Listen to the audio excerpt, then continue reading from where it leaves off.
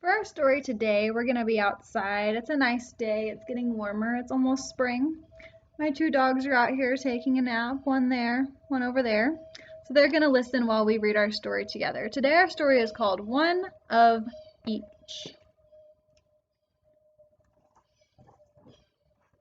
Oliver Tolliver lived all alone in a little old tumble-down house of his own. It had one little window and one little door and one little carpet that covered the floor.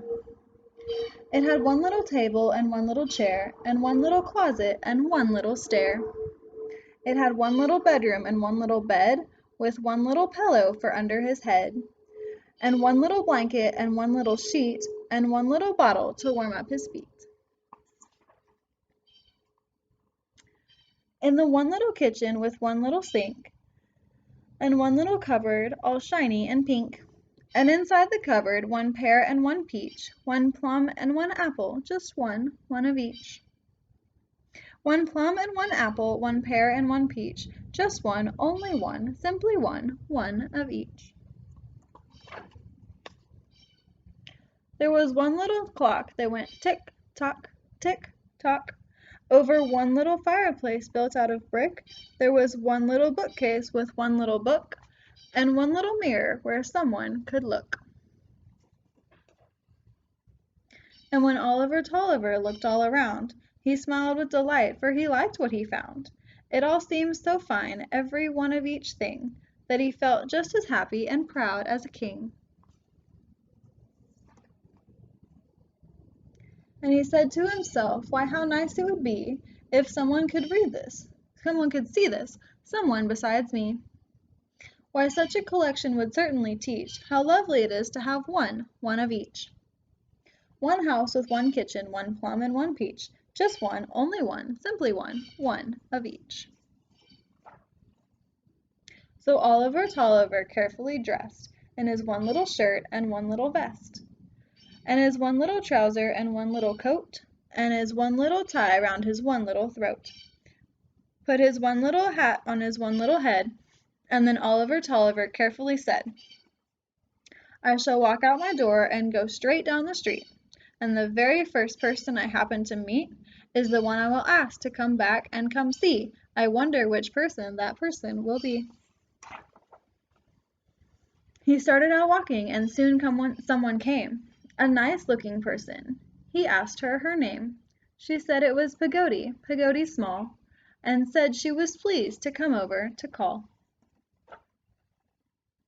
He showed her his stove and his one little sink, his one little cupboard all shiny and pink, his chair and his table, his bureau and bed, and his one little pillow for under his head.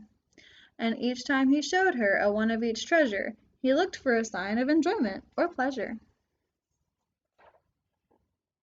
But all that she did was repeat the same speech, just one, only one, simply one of each.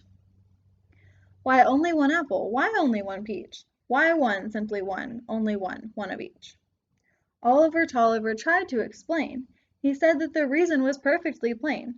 If everything fit from the roof to the floor, and each one was perfect, why bother with more? But Pegody answered, I cannot agree. It may be for you, but it isn't for me. There's one chair to sit and one place to eat on, and only one footstool to prop up your feet on.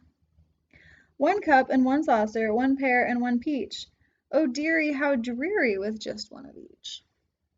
A guest in your one of each space does not fit. It's made for one person, and you, sir, are it. It's perfect for one, sir, if he's on his own. And so, sir, I'll go, sir, and leave you alone. Then Oliver Tolliver looked all about. He looked up and down, and he looked in and out. And he saw that what Pegody said was quite true. His one of each house was not suited for two. His one of each things never came to an end. Yet one thing was missing. He hadn't one friend. Oliver Tolliver raced out the door, and he hurried downtown, and he ran into each store. And in each store he entered, he made the same speech. I'd like one of this one, just one of each. He bought this one and that one, and when he was through, he hurried back home, and now each one was two.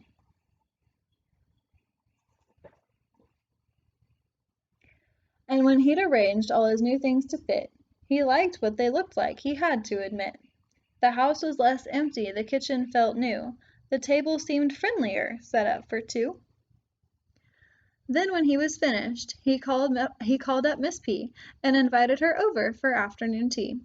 And when she arrived, she cavorted with glee, and she said with delight, "Why, you did this for me? Why, Oliver, dear, you are truly a peach, with two, really two, always two, two of each."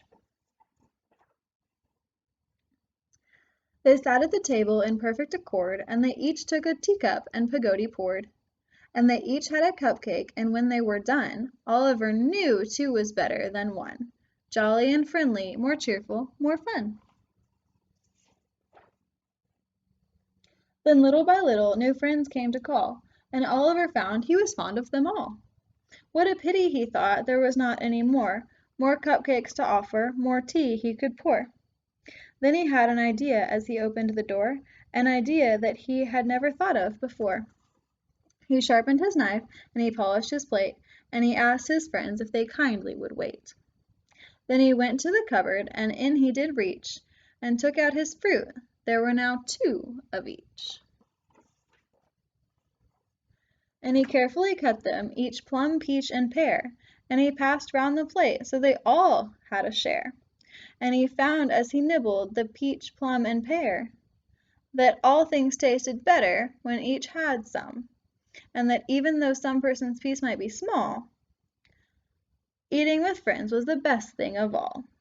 And by sharing his pieces of plum, peach, and pear, each one could have one, still have one of each. So Oliver found out that he was happier when he had friends. And what did he have to do to have friends around? He had to have more than just for himself, right? He had one of each, and they were all for him. But if he enjoyed having his friends around, and he wanted to be happy with his friends, then he had to share his things.